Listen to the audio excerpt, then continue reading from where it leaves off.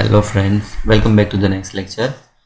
Standard 11 આપણે આજે નવું ચેપ્ટર જે છે સ્ટાર્ટ કરવા જઈ રહ્યા છીએ, જેનું નામ છે cell cycle and cell division. Okay, કોષ ચક્ર અને કોષ વિભાજન.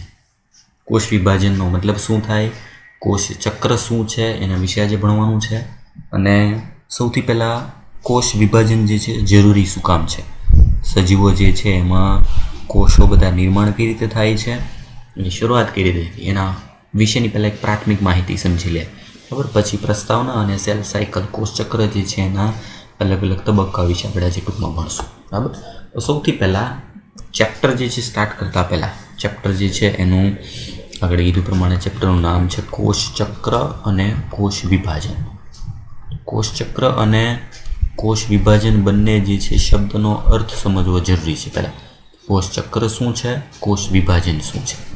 તો સૌથી પહેલાં હું સિમ્પલ બાબત પહેલાં સમજાવી દઉં કે દરેક સજીવ હોય, તમે ભણી ગયા, કોઈ પણ સજીવ હોય, સજીવના જીવનની શરૂઆત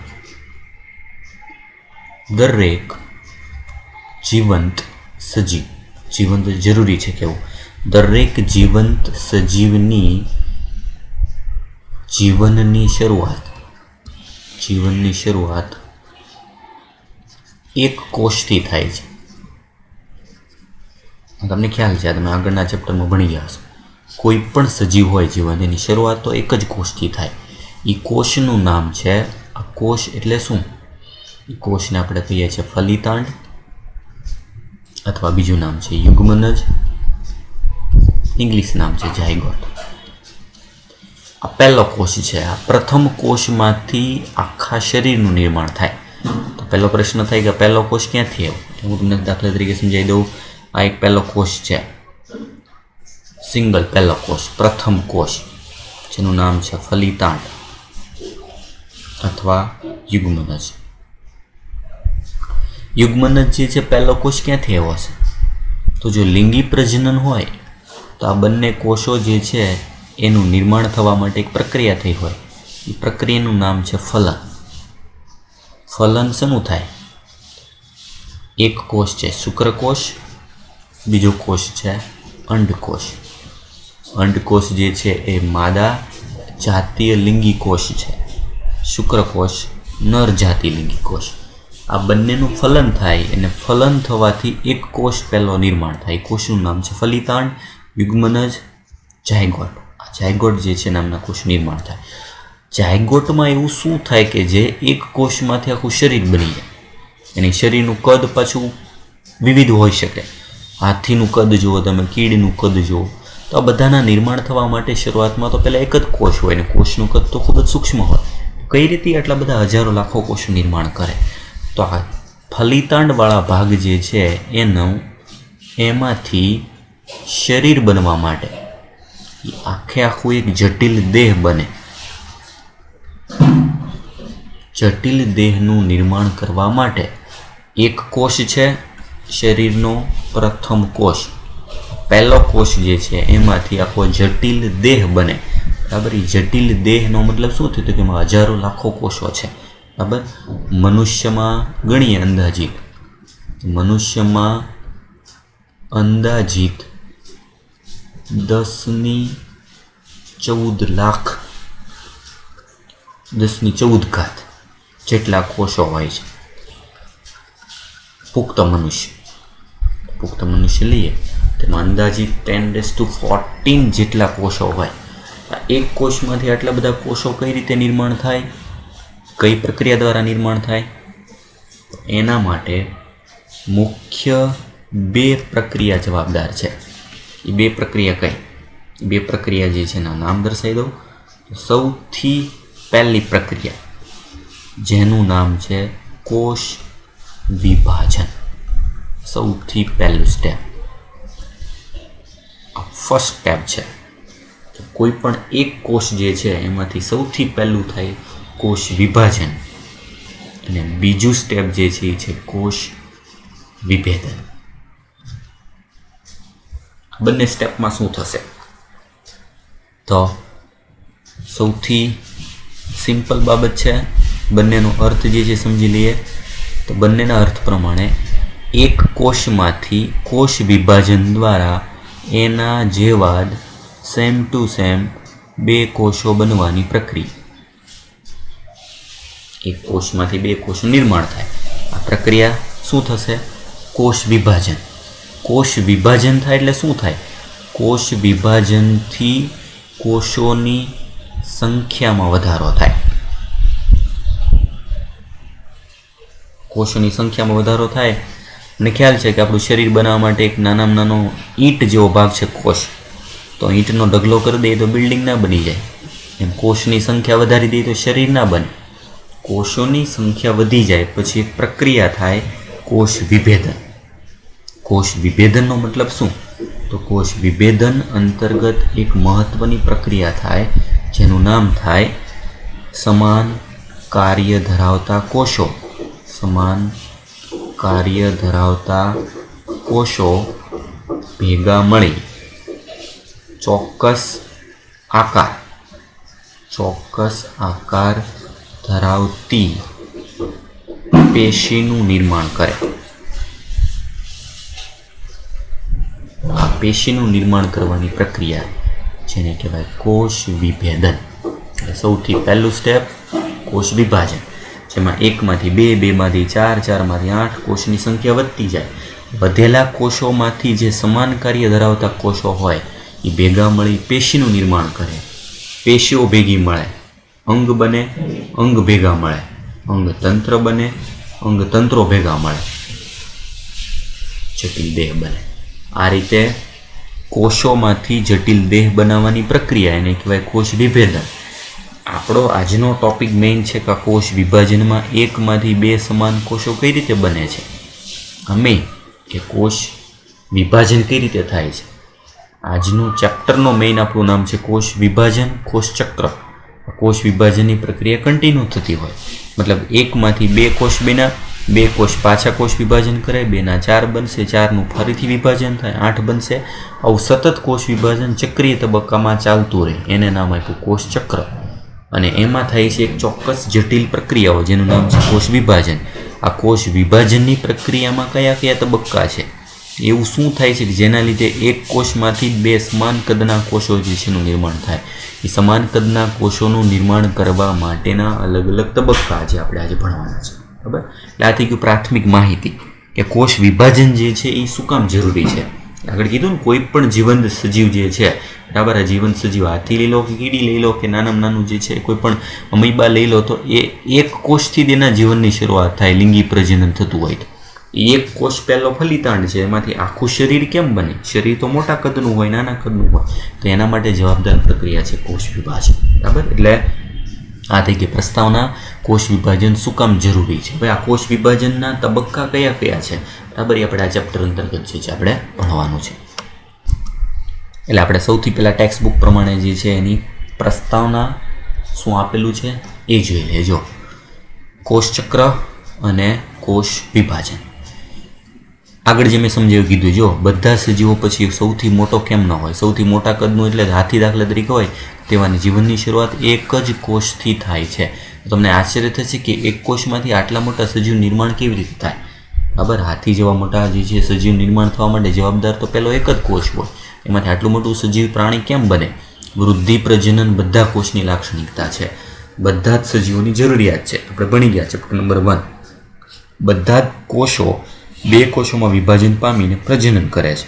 દરેક માતૃકોષ પ્રત્યેક વિભાજન દરમિયાન 2 બાળકોષનું નિર્માણ કરે છે. આ નવા નિર્માણ પામેલા બાળકોષો આપમેળે વૃદ્ધિ, વિભાજન પામે. એક જ માતૃકોષ તેની સંતતિની વૃદ્ધિ અને વિભાજનની નિર્માણ પામતા નવનિર્મિત કોષોની સંખ્યા વધે છે.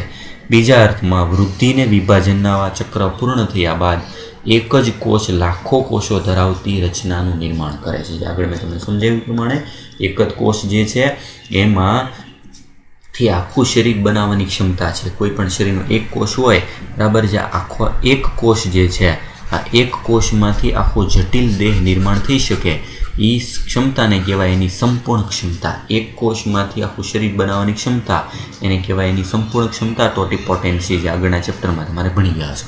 તો એ જે ક્ષમતા જે છે એના લીધે આપણે એક કોષમાંથી આખું શરીર બનાવી શકીએ. બરાબર. તો એ બનાવવાની ક્ષમતા જે છે એના માટે જવાબદાર પ્રક્રિયા છે કોષ વિભાજન. એના માટે સૌથી પહેલો કોષચક્ર. કોષચક્ર શું છે, સેલ સાયકલ શું છે, એના વિશે સમજી લેજો. કોષ વિભાજન બધા જ સજીવોમાં એક ખૂબ જ મહત્વપૂર્ણ પ્રક્રિયા છે. આગળ આપણે સમજ્યા કોષ વિભાજન દરમિયાન ડીએનએનું સ્વયંજનન અને કોષ વૃદ્ધિ થાય છે. હવે જો અર્થ શું છે તમને સમજાવી દઉં. આગળ કીધું એક કોષમાંથી સમાન કદ અને ઘટકો ધરાવતા બે કોષોનું નિર્માણ થાય છે. હવે એક સિમ્પલ બાબત છે, બરાબર, તમને સમજાવવું જરૂરી છે. જો તમને એક સિમ્પલ ઉદાહરણ આપું, દાખલા તરીકે કે એક કોષ છે, આ એક કોષ છે, એનું વિભાજન થાય છે. એ વિભાજનને આપણે કહીએ છીએ કોષ વિભાજન. એમાંથી બે સમાન કદના કોષો જે છે એનું નિર્માણ થાય છે. આ સમજી લો, બે સમાન કદના બાળકોષો. આ બે બાળકોષો બન્યો. આ તો એનો પિતૃકોષ કે જેમાંથી કોષ વિભાજન થયું છે. એક પિતૃકોષમાંથી બે સમાન કદના કોષો આમ પ્રેક્ટિકલી કઈ રીતે શક્ય બને? શક્ય નથી મારા ખ્યાલથી. એક જ કદના બે આપણે ટુકડા કરીએ આવી રીતે તો તેનાથી અડધો ભાગ જ આવવાનો છે.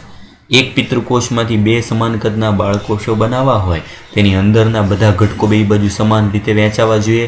એની અંદરના જેટલા દ્રવ્યો જે છે બધા સમાન રીતે વહેંચણી પામવા જરૂરી છે. એટલે આના માટે એક પ્રક્રિયા વચ્ચે થાય છે. પ્રક્રિયાનું નામ શું છે? જો તો કે કોઈ પણ પિતૃકોષ હોય એ પિતૃકોષ વિભાજન પામતા પહેલાં એક તબક્કામાંથી પસાર થાય.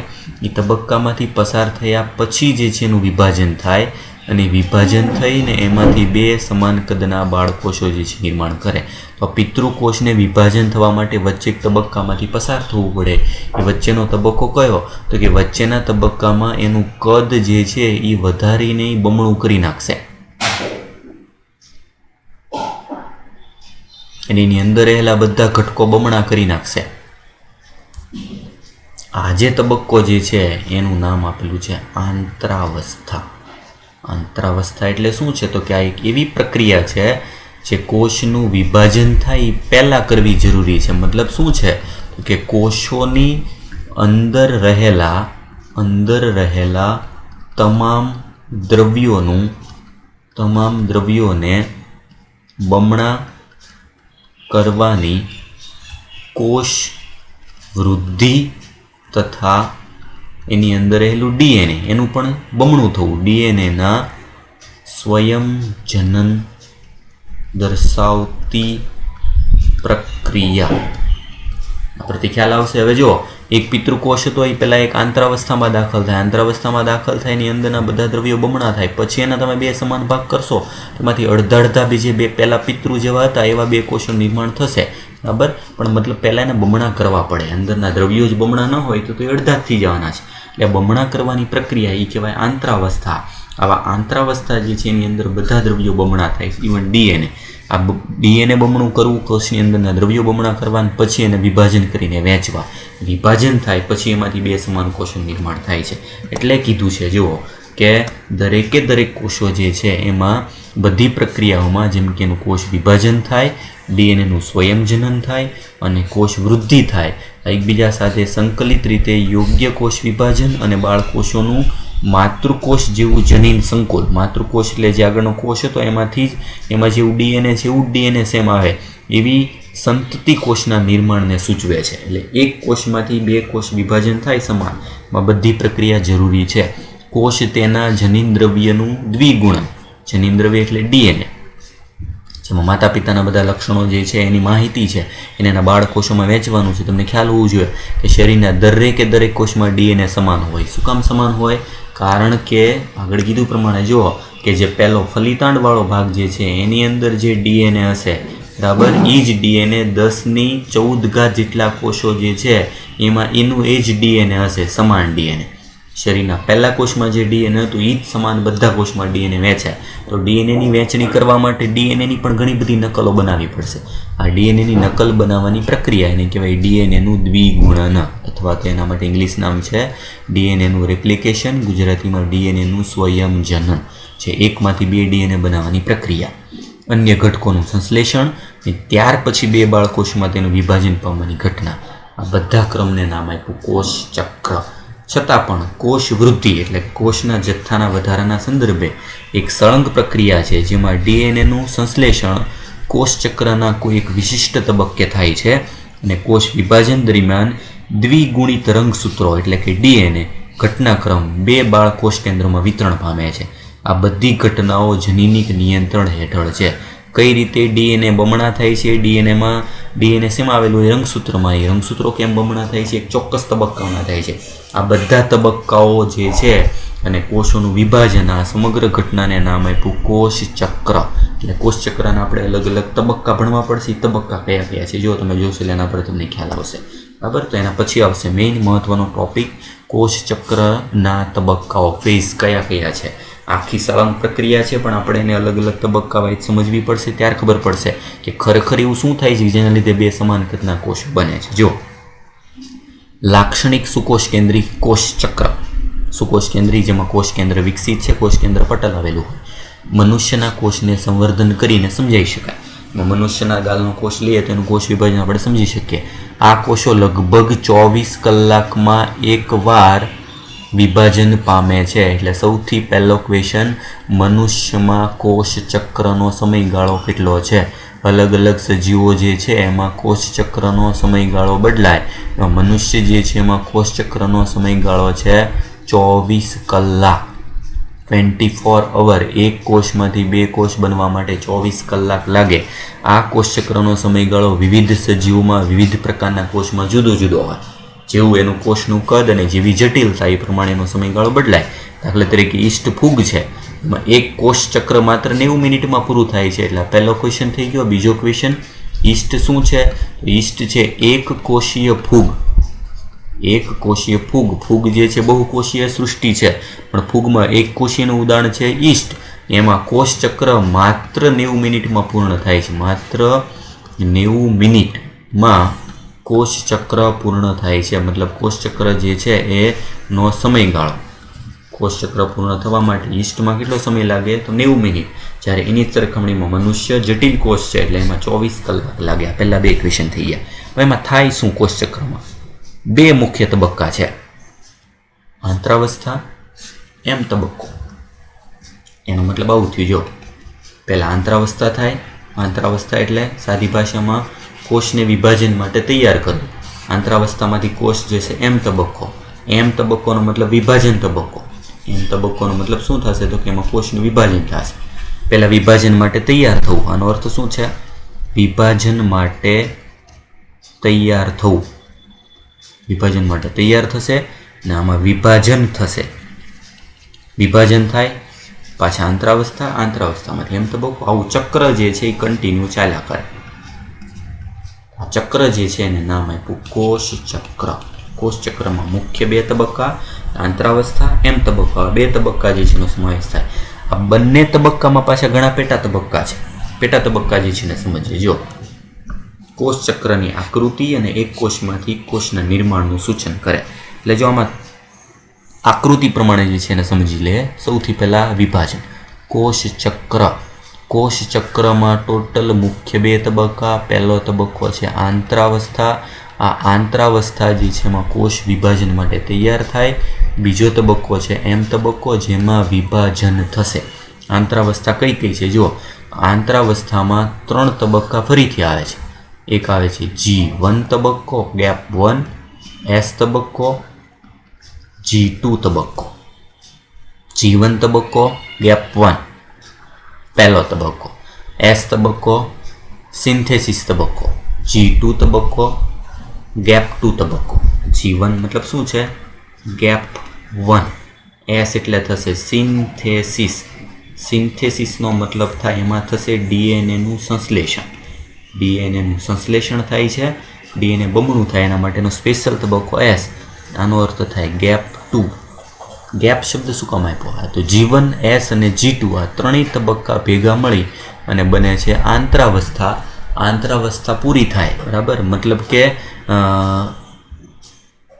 અહીંથી શરૂ કરી અને અહીં સુધીનો આ બ્લુ કલરનો ભાગ દર્શાવે.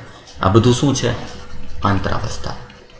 આંતરાવસ્થા જે છે એ 3 પૂરી થાય એટલે પછીનો એક આટલો તબક્કો જે છે દર્શાવ્યો છે એ તબક્કો છે એમ તબક્કો. એમ તબક્કો વિભાજન તબક્કો, એમાં પાછા ફરીથી તબક્કા દર્શાવ્યા. એમ તબક્કો જે છે બરાબર, એમ તબક્કામાં ફરીથી બે વિભાગ. કોષ વિભાજન કરવા માટે બે તબક્કા, તો કે સૌથી પહેલાં થશે એનું કોષ કેન્દ્ર વિભાજન. કોષની અંદર પહેલું કોષ કેન્દ્ર હોય એનું કોષ કેન્દ્ર વિભાજન થાય. પછીનું વિભાજન જે છે એ થશે કોષ રસ વિભાજન. એટલે એમ તબક્કાના બે પ્રકાર, કોષ કેન્દ્ર વિભાજન, કોષ રસ વિભાજન. કોષ કેન્દ્ર વિભાજન જે છે બરાબર, એનું નામ છે કેરિયોકાઇનેસિસ, ઇંગ્લિશમાં કેરિયોકાઇનેસિસ, કેરિયોકાઇનેસિસ. અને કોષ રસ વિભાજન જે છે એનું નામ છે સાઇટોકાઇનેસિસ, સાઇટોકાઇનેસિસ. કારણ કે સાઇટોસોલ મતલબ કોષ રસ. આ કોષ કેન્દ્ર વિભાજન થવા માટે ફરીથી પાછા 4 તબક્કા: પૂર્વાવસ્થા, ભાજનાવસ્થા, ભાજનોત્તરાવસ્થા, ભાજનોત્તરાવસ્થા અને અંત્યાવસ્થા. અંત્યાવસ્થા પૂરી થાય એટલે જો એ તબક્કો આપ્યો. પહેલો પૂર્વાવસ્થા, ભાજનાવસ્થા, ભાજનોત્તરા, અંત્યાવસ્થા. ચારે ચાર જે છે એ આવશે કોષ કેન્દ્ર વિભાજન જે છે એના તબક્કા. પછી આવે એના પછીનું સ્ટેપ કોષ રસ વિભાજન. કોષ રસ વિભાજન, કોષ કેન્દ્ર વિભાજન બંને જે છે એનો સમાવેશ સામૂહિક રીતે શેમાં થાય? એમ તબક્કામાં. એમ તબક્કાના મુખ્ય બે પેટા તબક્કા છે બરાબર. એટલે અર્થ શું થયો આવી રીતે સમજવી જુઓ. દાખલા તરીકે સમજવા માટે આ એક કોષની અંદર કોષ કેન્દ્ર છે. સૌથી પહેલો તબક્કો શું? સૌથી પહેલો કોષ કેન્દ્ર વિભાજન. કોષ કેન્દ્ર વિભાજન એટલે કોષ એક જ હોય, એમાં કોષ કેન્દ્ર જે છે આવી રીતના બે બની જશે, બે કોષ કેન્દ્ર બને. કોષ એકનું એક, એમાં કોષ કેન્દ્ર બે નિર્માણ થાય. પછીનો તબક્કો કોષ રસ વિભાજન. કોષ રસ વિભાજન એટલે કોષ રસને આમ બે સમાન ભાગમાં ત્યાંથી વહેંચ્યું, બે સમાન ભાગમાં વહેંચી લઈએ એટલે બે કોષ કેન્દ્ર, બે કોષ રસ. એટલે શું થશે? બે સમાન બાળ કોષો. આખો તબક્કો અહીંથી અહીં સુધીનો એ શું છે? એમ તબક્કો. એમ તબક્કાને બે વિભાગમાં વિભાજિત કર્યા. પહેલાં કોષ કેન્દ્ર વિભાજન થાય. એક કોષ કેન્દ્ર જે છે એની અંદર ડીએનએની અંદરના બધા દ્રવ્યો પેલા બમણા બને, બે વિભાગમાં વિભાજન. પછી એને વિભાજન કરીએ, વચ્ચેથી કાપીએ એટલે બે સમાન બાળકોષો બને, જેમાં બે સ્વતંત્ર પોતાના કોષ કેન્દ્રો આવેલા હોય. એ તબક્કો થશે કોષ રસ વિભાજન. આ કોષ કેન્દ્ર વિભાજનના 4 પેટા તબક્કા: પૂર્વાવસ્થા, ભાજનાવસ્થા, ભાજનોત્તરા, પૂર્વાવસ્થા, ભાજનાવસ્થા, ભાજનોત્તરા અને અંત્યાવસ્થા. બરાબર. ને આ બધું કરતાં પહેલાં જરૂરી છે આંતરાવસ્થા. આંતરાવસ્થામાં 3 સ્ટેપ: G1, S, G2. આ 3 તબક્કા. એટલે આ 3 તબક્કા કયા છે અને એ તબક્કામાં શું થાય છે આપણે એના વિશે આપણે ભણવાનું છે. બરાબર. એટલે આકૃતિમાં ખાસ જે છે એમાં અમુક કોષો કોષ વિભાજનમાં જીવન તબક્કામાંથી બહાર નીકળી જાય. જો અહીં આપેલું છે તો એ તબક્કાનું નામ આપ્યું G0 તબક્કો. નીટ 2020 હમણાં પૂછાયેલો ક્વેશ્ચન કે G0 તબક્કાનો પહેલાનો તબક્કો કયો હોય? ઓપ્શન હતું G1, S, G2, M. તેમાં તબક્કાનો આન્સર હતો G1. જીવન તબક્કામાંથી જેને વિભાજન નથી પામવું એ પાર નીકળી જાય એક આરામ તબક્કામાં, જેનું નામ છે G0 તબક્કો. આપણે આગળ થિયરીમાં આવે છે ને ભણશું. બરાબર. આ થઈ ગયો ચાર્ટ જે આપણે ભણવાના છીએ મેઇન. આટલા તબક્કા. ફરીથી કોષ ચક્રના 2 તબક્કા મેઇન: આંતરાવસ્થા અને એમ તબક્કો. આંતરાવસ્થાના ફરીથી પેટા 3 વિભાગ: G1, S, G2.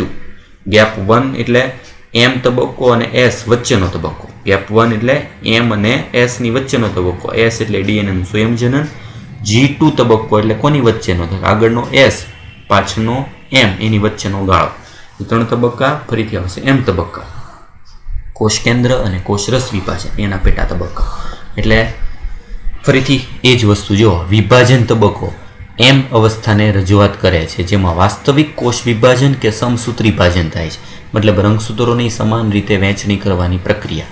અને આંતરાવસ્થા 2 ક્રમિક એમ તબક્કાઓની વચ્ચેની સ્થિતિને રજૂ કરે છે. બરાબર. 2 ક્રમિક એમ અવસ્થા, આંતરાવસ્થા, ફરીથી પાછો એમ અવસ્થા. તો આંતરાવસ્થાની વચ્ચે શું આવે? આંતરાવસ્થાની વચ્ચે એમ તબક્કો આવશે, એમ વચ્ચે આંતરાવસ્થા આવશે. આવું ચક્ર ચાલ્યા કરે. 2 ક્રમિક એક એમ તબક્કો ને ફરીથી એમ તબક્કો આવીને વચ્ચે જ આવતી પ્રક્રિયાને શું કહેવાય?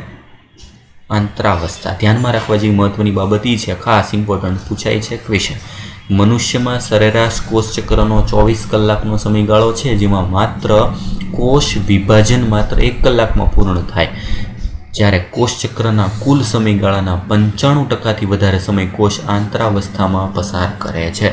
એનો મતલબ શું છે? બરાબર, દાખલા તરીકે અહીંયા આપ્યું છે એ પ્રમાણે આંતરાવસ્થા 95% સમય લે છે અને એમ તબક્કો માત્ર 1 કલાક સમય લે છે. કોષચક્રનો સમયગાળો કેટલો? 24 કલાક. મતલબ કોષ વિભાજન કરવું મહત્વનું નથી. કોષ વિભાજન કરવું બહુ વધારે સમય નથી લેતો, એને તૈયાર કરવો 95% સમય લે છે, એ છે આંતરાવસ્થા. ક્વેશ્ચન પૂછાય કે કોષચક્રનો કયો તબક્કો સૌથી વધુ સમયગાળો લે છે? તેમાં જવાબ આવશે આંતરાવસ્થા. કોષને વિભાજન માટે તૈયાર કરવાની પ્રક્રિયા એ 95%થી વધારે સમય લે છે અને મનુષ્યમાં 24 કલાકમાંથી કોષ વિભાજન એટલે એમ તબક્કો માત્ર 1 કલાકમાં પૂર્ણ થઈ જાય છે. બરાબર. હવે એમ તબક્કાના પ્રકાર. એમ તબક્કાની શરૂઆત કોષ કેન્દ્ર વિભાજન કેરિયોકાઇનેસિસથી થાય છે, જે બાળ રંગસૂત્રનું નિર્માણ અને કોષ વિભાજન સાઇટોકાઇનેસિસથી અંત પામે છે. આના બે ફરીથી પેટા તબક્કા આગળ કીધું પ્રમાણે. પહેલો તબક્કો કોષ કેન્દ્ર વિભાજન કેરિયોકાઇનેસિસ, બીજો તબક્કો કોષ રસ વિભાજન સાઇટોકાઇનેસિસ. આંતરાવસ્થાને વિશ્રામી અવસ્થા પણ કહે છે. આ દરમિયાન કોષ ક્રમબદ્ધ રીતે કોષ વૃદ્ધિ એટલે કે G1, સ્વયંજનન એટલે કે S બંનેમાંથી પસાર થઈ અને વિભાજન માટે તૈયાર થવું એટલે G2. આંતરાવસ્થાને બીજા 3 ઉપતબક્કામાં વહેંચી શકાય, જેમાં પહેલો તબક્કો G1, G2 અને S. આ ત્રણેય તબક્કા ભેગા મળીને શું ગણાય? આંતરાવસ્થા અથવા વિશ્રામી અવસ્થા. વિશ્રામી અવસ્થા શું કામ? કારણ કે એમ તબક્કામાં વિભાજન થાય છે, એ પછી એને તૈયાર કરવા માટેનો તબક્કો એ છે આંતરાવસ્થા. આ ત્રણેય તબક્કામાં શું થાય છે? ટેક્સ્ટ બુકની બેઠી લાઈનો પૂછાય છે. તબક્કામાં થતી પ્રક્રિયા આપણે આગળના લેક્ચર જેમાં જોશું. બરાબર. એટલે આજના લેક્ચર માટે ખાસ ઇમ્પોર્ટન્ટ આંકડાકીય માહિતી અને દરેક તબક્કા જે છે એમાં આકૃતિના આધારે પણ ક્વેશ્ચન પૂછાય અને આ ચાર્ટ જે છે યાદ રાખવાનો હોય. ચાર્ટના આધારે આપણે એક તબક્કા જે છે ભણશું. બરાબર. ટેક્સ્ટ બુકની બેઠી લાઈન વાંચી નાખવાની છે અને ખાસ જેમાં આંકડાકીય માહિતી જે છે બેઠી પૂછાય છે. બરાબર. અને આગળ જે પહેલાં શરૂઆતમાં પ્રસ્તાવનાવાળા ભાગમાં જે દર્શાવેલું છે આ બધું ફેર નોટમાં લખી નાખવાનું છે. બરાબર. નેક્સ્ટ લેક્ચરમાં આગળનું આપણે જોશું.